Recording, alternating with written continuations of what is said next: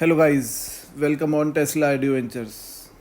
In this video, we'll discuss the solar constant, and you must have seen that the sunlight which is coming on the earth has a definite amount of intensity, due to which solar cells are usable on earth.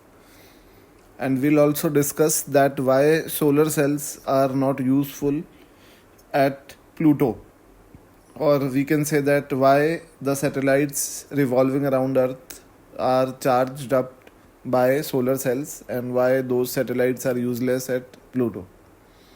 So first of all, let us discuss that what is solar constant. So solar constant is the intensity of sun which is entering, which is received by Earth at this point. This point is the entrance point of Earth's atmosphere. So the solar constant is the amount of intensity of sunlight which is entering the Earth's atmosphere. So at this point, the value of solar constant is almost 1.360 kilowatt per meter square. This is kilowatt. This is 1360 watt per meter square. Or I can say that it is 1.360 kilowatt per meter square. Okay, so this is the solar constant. Now, when we calculate the formula of solar constant, then we use the distance between Earth and Sun to be one astronomical unit. So the astronomical unit is so large so that the width of atmosphere, which is 8,000 kilometer approximately, can be neglected. So let us now calculate the solar constant. For solar constant calculation, we would need some data. So I have already compiled that data in this page. So we should know that the radius of sun is this, surface area of sun is this, the power which is emitted by the sun is this one, the temperature of the core of the sun is 2 crore kelvins approximately, and the temperature at the surface of the sun is 5800 kelvin. The distance between Earth and Sun is 1 AU astronomical unit, which is 149598000 kilometers, and the distance between Pluto and Sun is 39.3 AU. Now, first of all, we know that Sun can be assumed as an ideal black body. So the power emitted by the Sun is P is equal to sigma E A T to the power 4, where sigma is Stephen's constant, we already know, and E is emissivity, which is 1 for ideal black body. Okay, and A is the area of sun surface, which can be calculated by pi r square, and it is 6.07 into 10 raised to power 18, and T is the temperature of the surface of the sun, which is 5800 Kelvin. You should always notice the fact that we always use this temperature for calculation of solar constant, because we assume that the energy which is radiated from the sun is radiated from the outermost surface. So this power radiated by the sun will be equal to 3.9 into 10 raised to power 26 watts. Now, at the Earth's surface,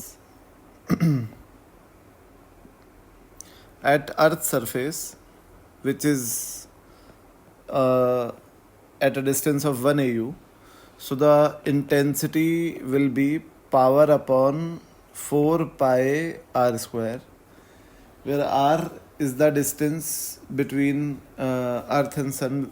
It is r is equal to 1 astronomical unit. So this is this one, and the intensity of sun intercepted by Earth This is intensity of sun intercepted by Earth. Obviously, we are assuming that the Earth's surface and the Earth's atmosphere are almost equal. So this is the intensity of sun intercepted by Earth, and it is called as solar constant. So solar constant has a value of 1365 approximately. It ranges from 1360 to 1370 depending on the day on which sun is more active. It is 1370 and the day. I am talking about today, which is almost I think 17th of April 2023. In these days, today and yesterday, the sun is highly active, and therefore the solar constant is towards the higher end, which is 1370. So this is in watt per meter square. So for calculation purpose, let us assume that this is 1360. So solar constant is the intensity which is received by Earth's surface. We are neglecting the width of atmosphere as compared to the distance between sun and Earth.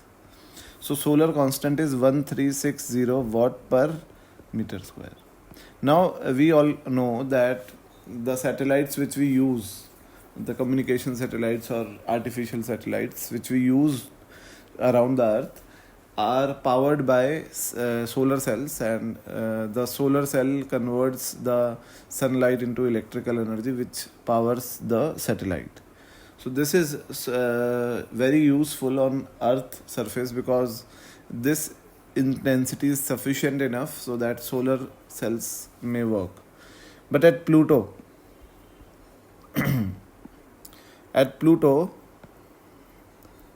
the distance of Sun and Pluto is equal to 39.3 astronomical units, which means that if we calculate the intensity at Pluto, the intensity of Sun at Pluto, it would be 1360 watt per meter square into 1 divided by 39.3 whole square. So this would be almost 0.88 watt per meter square.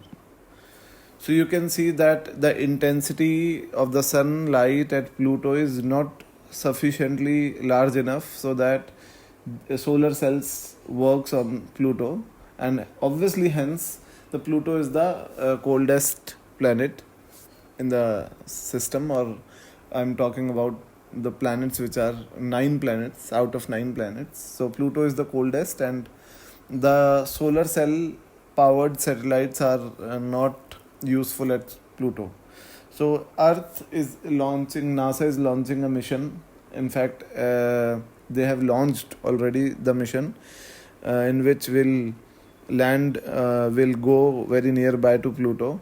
So that mission would be completed till 2025, and for that mission they have used the nuclear powered satellites because solar power satellites are not useful at Pluto. So this was the solar constant, and now in next videos I'll be coming with the numericals which are based on radiation mainly for JEE Advanced exam. Thank you.